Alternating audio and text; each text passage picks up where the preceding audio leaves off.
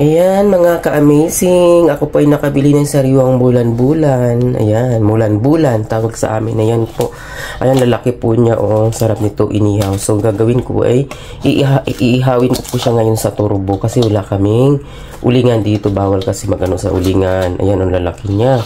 So ngayon aasinan ko lang po yan at isasalang sa turbo. Ayan.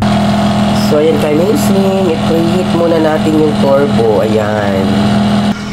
Ayan, pasensya na mga ka-amazing. Ako po ay, ang boses ko ay hindi maganda kasi tranangkaso po ako. Uso po ngayon dito.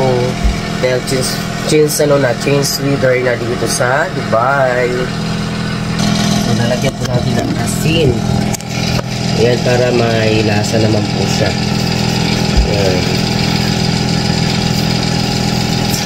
Lagyan natin ng asin bago isat.